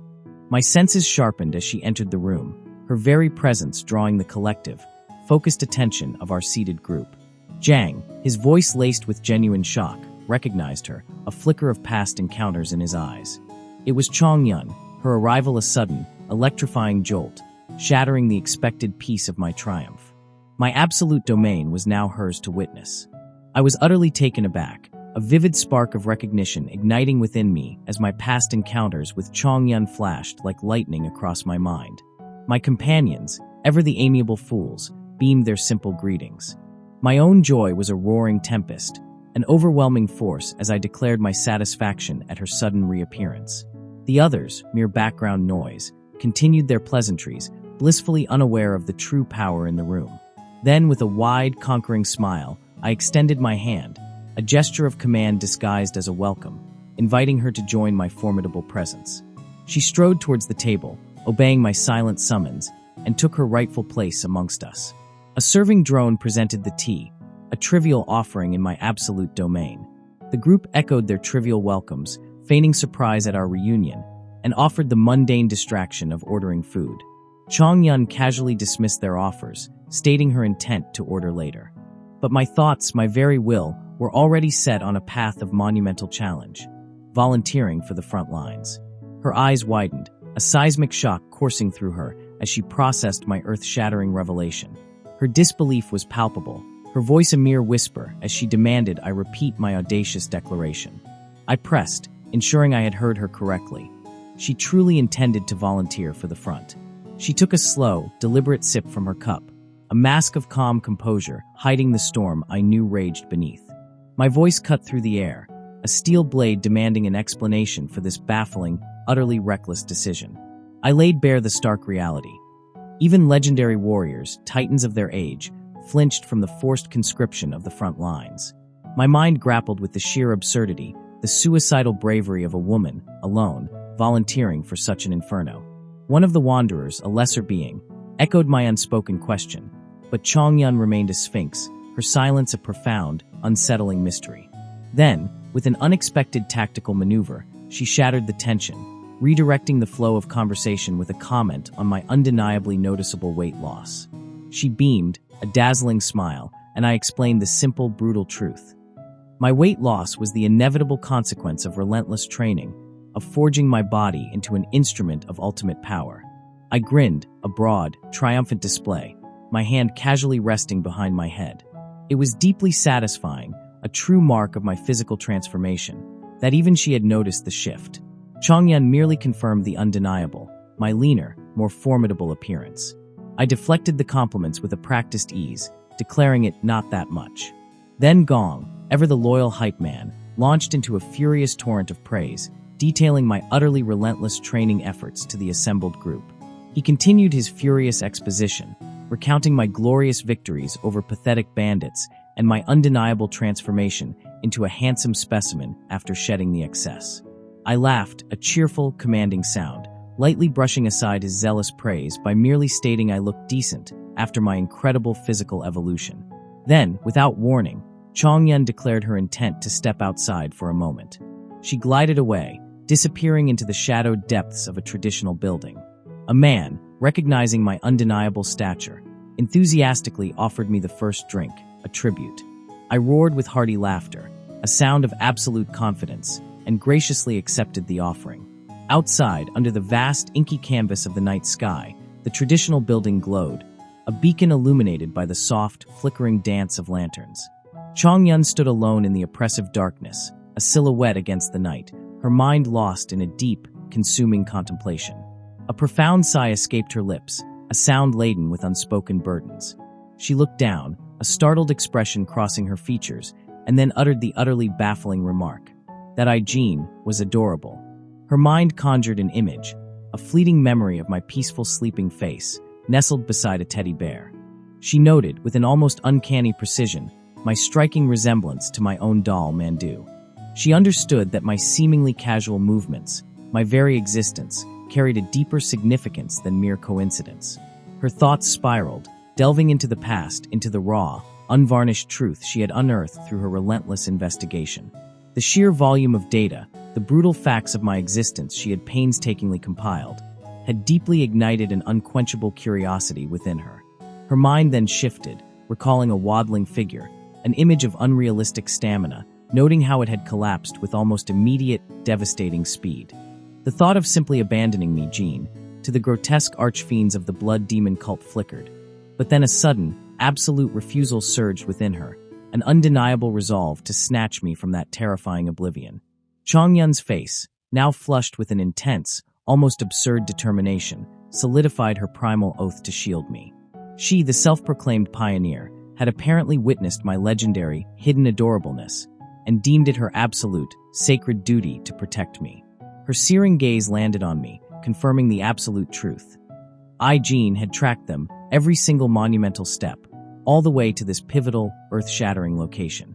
But then, a jarring realization slammed into her. The front lines, those death-soaked battlegrounds, suddenly held no sway. My worried family, a force unto themselves, loomed large in her mind, pulling her back from the precipice. She retreated, a shadow moving through the ancient forest, her resolve now set to return and confront destiny another day, tomorrow. But just as she straightened, a blood-curdling, alarmed cry ripped through the suffocating darkness of the forest, instantly shattering any semblance of peace. Chongyun, instantly morphing into a primal warrior, snapped into a devastating defensive stance, her whip-like weapon crackling with latent energy. Unseen terror pulsed around us as distant, desperate screams for help tore through the oppressive, inky void of the forest. Then, a lightning-fast reaction. A threat, horrifyingly close, materialized from the shadows, and her voice, a steel-hard demand, sliced through the air. Who dares stand there? With an aggressive, overwhelming surge, she launched herself forward, her weapon a screaming blur as it tore through the oppressive silence. But then, a shockwave of disbelief. A grotesque, monstrous figure exploded from the darkness, unleashing an attack of horrifying, absolute power right at her. This unknown fiend delivered a sword strike of devastating force against her, yet, with an unnerving calm, she observed the enemy offered no defense, a truly baffling, suicidal move. So, with that chilling realization, she poised herself, preparing to unleash the absolute final blow, intending to annihilate this bewildering confrontation. Chong Yun, a blue-haired swordsman of terrifying precision, unleashed an impossible flurry of rapid slashes, relentlessly hammering the red aura-shrouded man who was now pinned, broken, on the unforgiving ground. Her relentless assault continued, a terrifying spectacle, culminating in a powerful, horizontal slash that violently, catastrophically impacted the man, ripping through the air with a primal shriek. But then the impossible. The unknown man, a figure of pure menace, fixed her with a terrifying, unyielding glare, and Chong Yun, for the first time, recoiled in absolute, paralyzing shock. In an instant, that monstrous, unknown man surged forward, a blur of overwhelming intent, directly at her. And then a thunderous, violent strike. The unknown man unleashed an attack of earth-shattering power, forcing her backward, a raw cry of pain torn from her lips. His sheer, brutal force launched Chong Yun, disoriented and helpless, soaring through the air like a discarded toy. She crashed down, an impact that shook the very ground, forcefully, brutally, against the unforgiving earth. Her dazed eyes locked onto the towering, unknown man, and I could see the absolute, devastating shock in her gaze, her mind screaming a desperate, silent question. What in the name of all that is powerful is happening? Then the man. He flexed, his bare chest a terrifying display of raw, overwhelming muscle. And even through her pain, Chong Yun's mind somehow, ridiculously, pondered if this monstrous entity was merely a perverse fiend. Suddenly, without warning, the unknown man plunged downwards, an aggressive, guttural cry erupting from his throat, moving to deliver a finishing blow to Chong Yun. But Chong Yun, a warrior forged in hellfire, recovered with impossible speed, springing into a determined, battle-ready stance. A new weapon, shimmering with destructive energy, manifested in her grasp, ready to unleash a devastating counterattack. She unleashed it then, a powerful, sweeping slash that tore through the night, engaging the monstrous unknown man who, to my absolute disbelief, merely braced himself for the overwhelming impact. Chong Yun recoiled, her very being saturated with an unbearable shock and disbelief, the entire situation now screaming impossible to her warrior's mind. But the chaos wasn't over. Still startled, a reckless wanderer, a fleeting shadow, charged from behind, a glinting knife in hand, his voice a desperate demand. "Who are you people?" Chong Yun, caught in an impossible moment, was visibly surprised, even as she desperately moved to halt the doomed wanderer's charge. The wanderer, a foolhardy spark of courage, launched his futile attack directly at the monolithic unknown man. Then, with a sickening snap, the wanderer's blade shattered into useless fragments, sending him tumbling backward, defeated, broken. Suddenly, with a swift, brutal motion, the unknown man struck with his bare hands, an overwhelming blow that sent a fresh wave of primal startled fear through Chong Yun. So Chong Yun, with a desperate, blinding speed, launched her sword at him, but the unknown man, with impossible, ludicrous agility, dodged it using only his bare hand. Then the absolute horror. The unknown man turned, and there it was, a grotesque, horrifying smile, stretching across his face, the wanderer's knife now clutched in his hand, causing an instantaneous, devastating wave of pure, unadulterated shock to ripple through the very air. Chong Yun, a warrior who had faced down countless horrors, now reacted with a face contorted by ultimate distress, her eyes impossibly wide, filled with an overwhelming, soul-shattering fear. I witnessed the horrifying lunge, the attacker's face a mask of primal rage as his fist detonated against an invisible barrier, a shockwave of pure force erupting from his attack. A devastating strike then carved a swift, brutal path across his very essence before slamming into his chest with an earth-shattering impact, sending him careening backward like a broken puppet. My companion and I had just materialized into this chaotic tableau, and my voice, a harsh whisper of concern, immediately cut through the air, demanding to know if Chong Yun was unharmed. She affirmed her safety, her gaze then flicking toward another, still unmoving form. Yang lay sprawled on the desecrated ground, his clothing a canvas of crimson, as a desperate, heart-wrenching wail echoed through the space, tearing at the very fabric of my composure. My command, sharp and urgent, ripped through the tension. Everyone needed to scramble into the inn immediately. But Jiang, fueled by a furious defiance, instantly challenged my tactical decree, demanding to know why we would ever retreat after our ally had fallen. My voice, now a thunderous declaration, explained the undeniable truth. Facing this monstrous enemy out in the open was a suicidal proposition. Just as the words left my lips, the unknown assailant, a storm of pure aggression, began his terrifying charge straight toward my group, an unstoppable force closing in. To my utter astonishment, Chongyun, a beacon of audacious courage, moved forward, her blade already a shining extension of her will, poised and ready for the impossible confrontation. The unknown man's devastating strike descended, an executioner's blow, but with a superhuman burst of defiance, Chongyun met it head-on, her sword singing a defiant clang against his brutal impact. My voice, now an urgent roar, commanded the immediate retreat into the relative sanctuary of the inn, a desperate warning about the overwhelming power of this truly dangerous opponent tearing from my throat. Chongyun braced herself, a guttural groan of pure agony escaping her lips as a sudden, brutal impact rocked her very core. Her lower leg and foot, fighting against an invisible, crushing force, were violently driven into the very earth, creating a sickening disruption of the ground beneath her.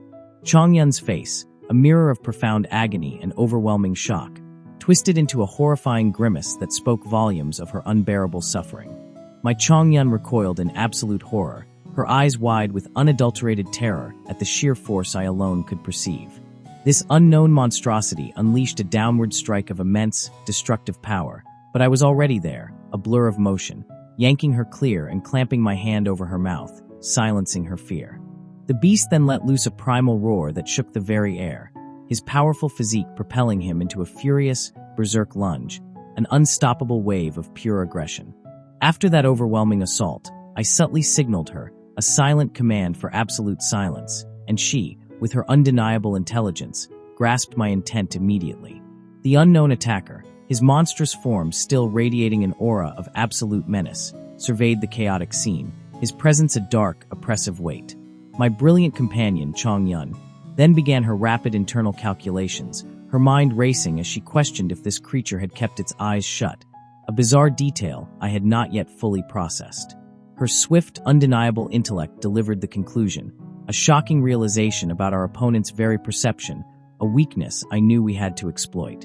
But then a voice, an unexpected interruption, shattered the silence, calling out to the Sianwu clan heir, asking if he was all right. That singular sound struck Chongyun and me with shocking, undeniable surprise. The unknown man, this abomination, then unveiled a truly horrific grin, his sharp teeth glinting, his gums sickeningly splattered with fresh, crimson blood. He lunged again, a surge of overwhelming, destructive force, and even as I braced myself, my concern for the innocents trapped within that echoed Chongyun's own desperate worry. The inn courtyard had erupted into a chaotic, desperate battleground. Figures fought, fled, or lay crumpled, injured. A wanderer's cry of agonizing pain pierced the air, and frantic shouts confirmed someone else was in mortal danger. Amidst that relentless, savage violence, a bleeding individual lay prone, utterly broken on the ground. Panicked cries of absolute terror erupted around me, some screaming the single, horrifying word, monster. Inside the inn, this monstrous entity brutally attacked a group of figures. Yiga's scream of pure pain tore through me, and I desperately called out his name, my voice laced with terror and despair, as the unknown man continued his murderous rampage unstoppable. The aftermath inside was a scene of utter devastation. Numerous bodies and splintered, broken furniture strewn across the floor, a testament to the beast's destructive power. My ally, Zhang, struggled with fierce, unyielding resolve, his hands clenched in extreme effort and agonizing pain, his mind reeling, questioning the very origin of such a horrifying monster. As his desperate, furious struggle continued, his eyes, wide with frustration and unbearable pain, finally uttered the words, he could not go on. Then, I unleashed my own devastating power. I slammed into the unknown man, delivering a violent, bone-shattering blow that would have instantly annihilated any lesser foe. Because of that overwhelming impact, the unknown man was sent flying backward, a wooden stool caught in the destructive wake, also launched into the air by the sheer force of my attack. Therefore, I immediately demanded absolute silence from everyone, a command of critical importance. Then Zhang, with his sharp tactical mind, told everyone that I was to back off for now, a crucial strategic retreat. 3 guards remained, one of them screaming in extreme, gut-wrenching fear for someone to save them, while Gong, with his iron will, commanded them to notify the main guard. My strategic mind immediately assessed the situation as dire. I was still consumed by a gnawing worry, pondering the impossible task of silencing every single soul around me. That paralyzing worry intensified. I grimly thought that no one, absolutely no one, would survive this relentless onslaught. As the unknown man slowly, menacingly stood, I issued a grim warning. This relentless attacker was approaching again, a new wave of destruction imminent. Then, with every fiber of my being, I unleashed a scream, a primal, ear-splitting roar so loud that even Jiang was visibly, undeniably surprised by its sheer power. Therefore, I grabbed the heavy table with ridiculous ease and hurled it with devastating force, continuing my cacophony of disruptive noise. The unknown man, this blind beast, began to react, his head snapping from side to side, tracking the overwhelming sounds I was producing, while I simultaneously commanded everyone else to absolute, critical quiet. As Jiang, with his immense courage, directly confronted the unknown man, everyone else, utterly stunned, remained in profound, absolute silence. Gong and his companion, their faces etched with deep concern, watched the unfolding, desperate scenario, understanding the immense stakes. On the other side, Chong Yun, her expression a perfect blend of calm determination and deadly seriousness, observed with her unparalleled analytical mind. As absolute silence descended upon the inn, a bold, audacious idea sparked within my mind, ignited by the simple sight of a chair. My hand clamped down on the green table with an iron grip, launching my body through the air with a brutal kick that sent an overturned chair skittering across the floor. The unknown enemy's head snapped toward the sudden, earth-shattering sound. That instant, the man beside Gong froze in sheer terror, his impending scream brutally cut short as Gong's hand clamped over his mouth, his eyes wide, glued to the unfolding chaos. I slammed my own eyes shut, my entire being a coiled spring of extreme nervousness. A surge of pure frustration ripped through me.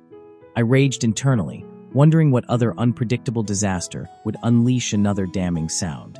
Then Chong Yun, a force of pure, primal destruction, launched herself skyward with a thunderous battle cry, a whirlwind of power ready to obliterate the unsuspecting enemy.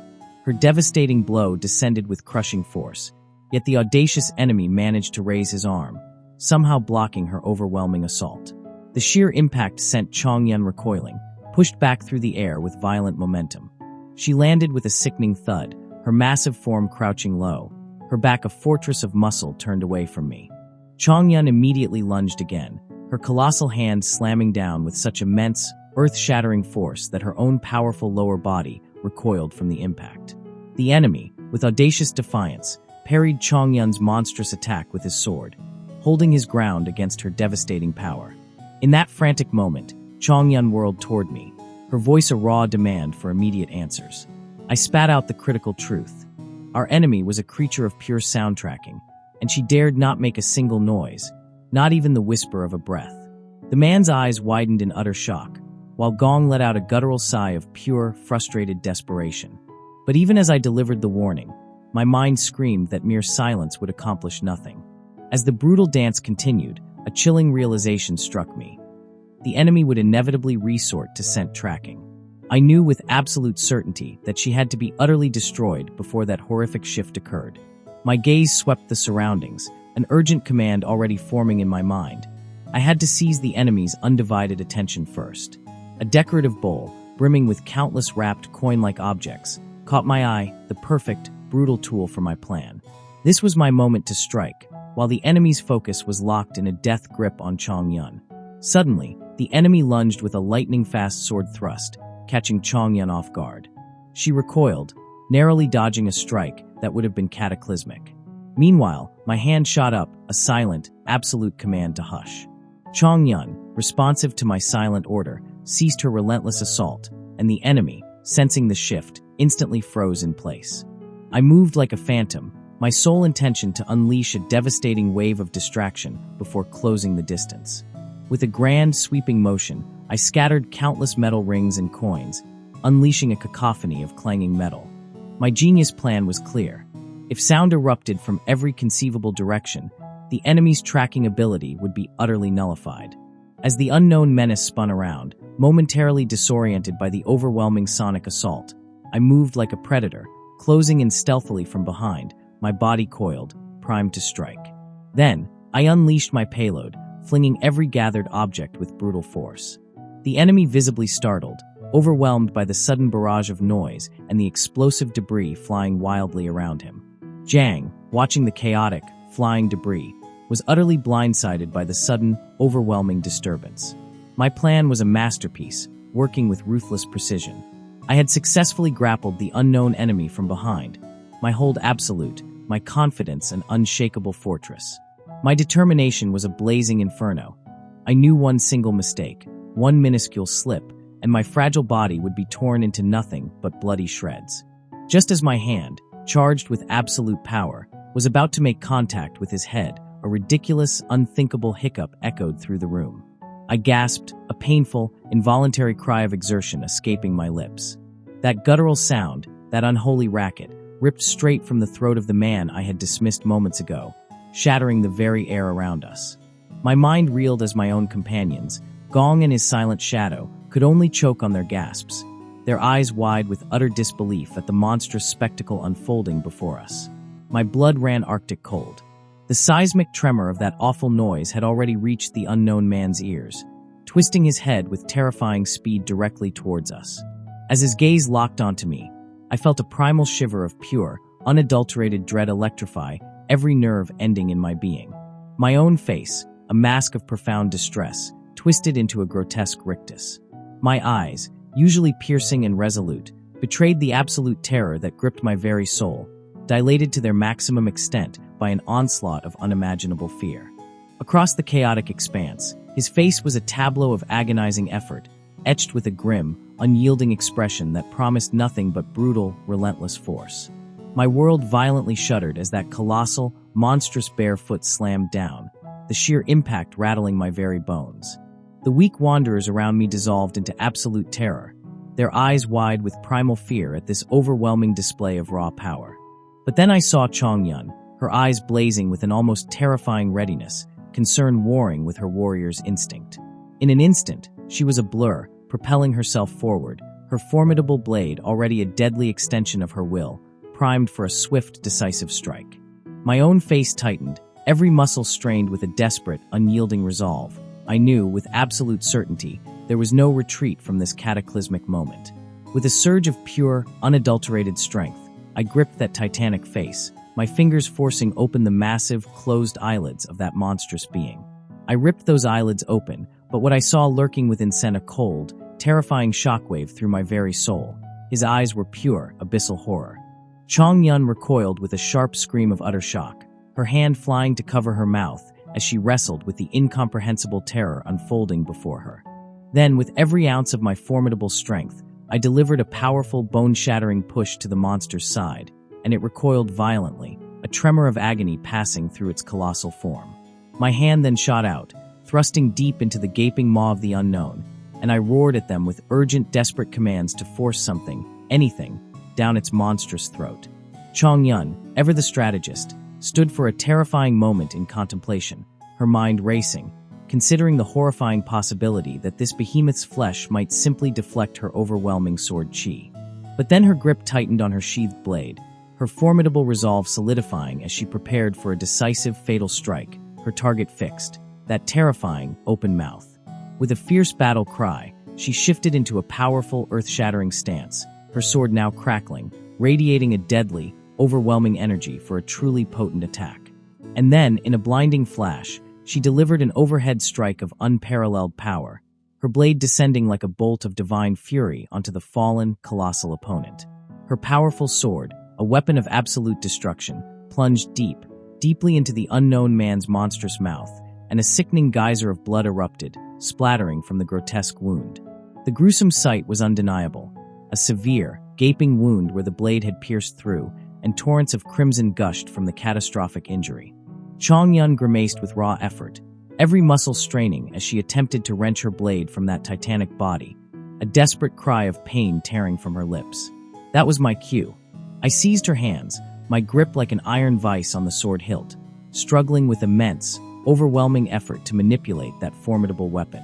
As I dropped to one knee, putting every ounce of my being into the task, Chongyun's eyes widened with utter surprise at my sudden, fierce determination.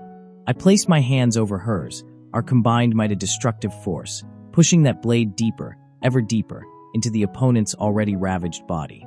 The unknown man's colossal hand spasmed violently, its massive fingers clawing desperately at the ground in an agonizing death throe, as it unleashed a horrific, guttural cry of extreme struggle and insurmountable pain. Chongyun then crouched, her gaze fixed on the utterly defeated, bleeding form of the unknown man, now reduced to a motionless heap by our overwhelming blow. Together, we had done the impossible. We had brought down the colossal unknown man. Gong and his companion, those mere observers, had watched our harrowing triumph with eyes wide with shock and a lingering, profound concern. Later, a hazy, mountainous landscape unfolded before me, bathed in an almost otherworldly, ethereal light, as a sharp, piercing sound echoed across the serene, yet haunting scene.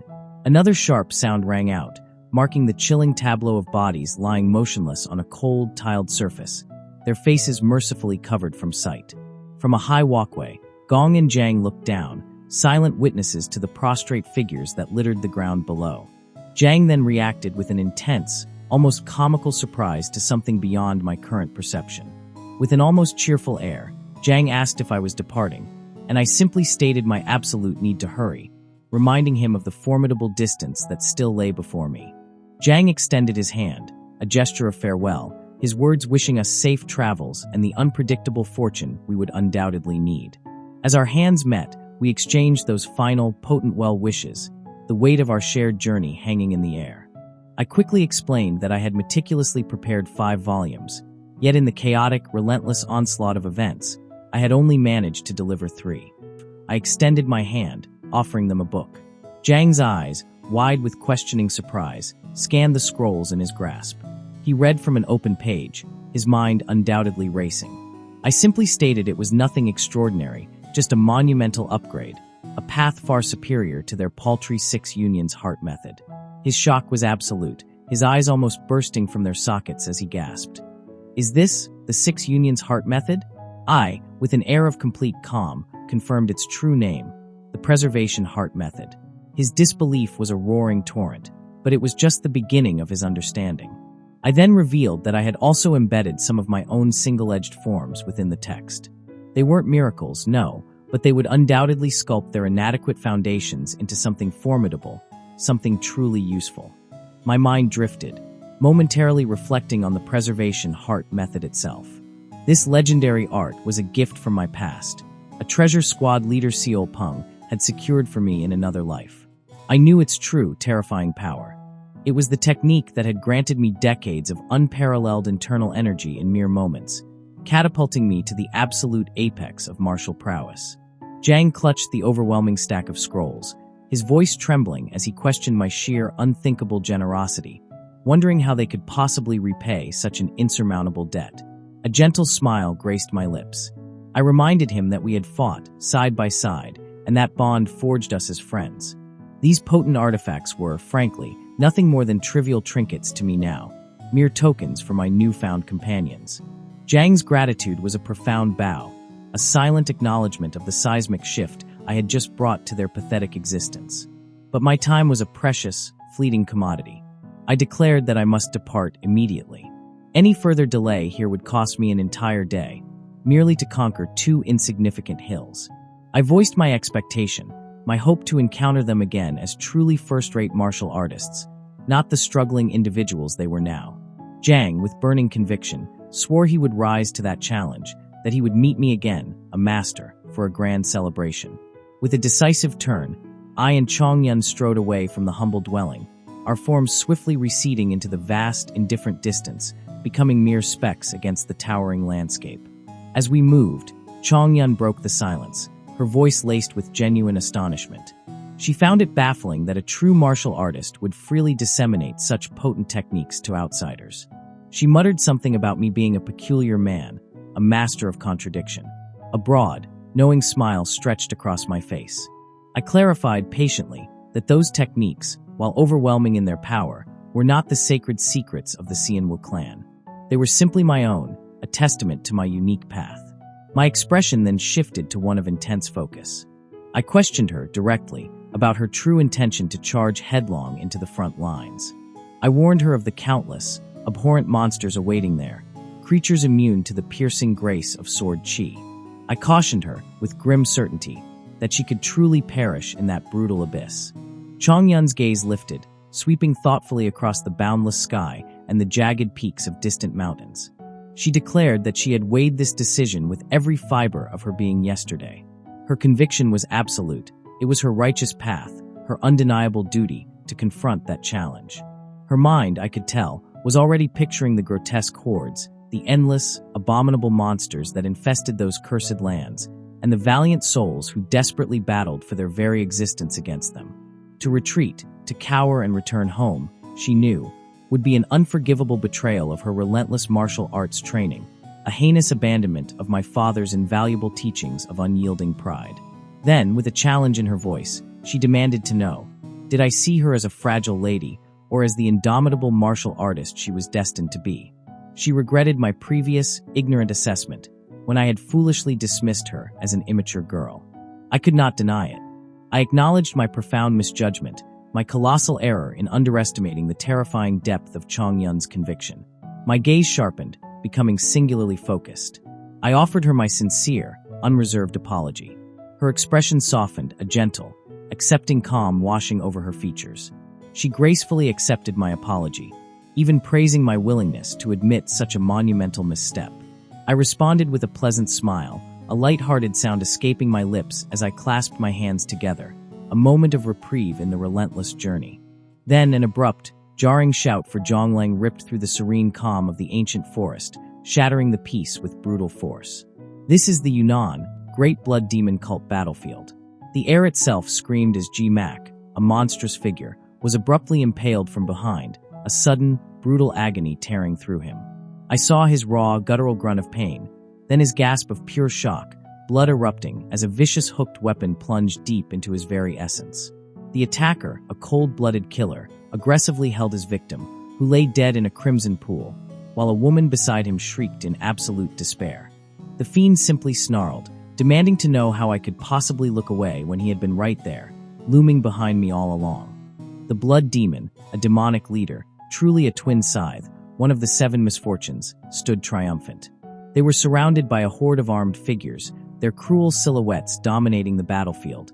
Another warrior already fallen to their overwhelming power, lying prone on the blood-soaked ground. Then, G-Mac, that soulless monster, taunted her with a vile grin, questioning if the impaled man had been her lover.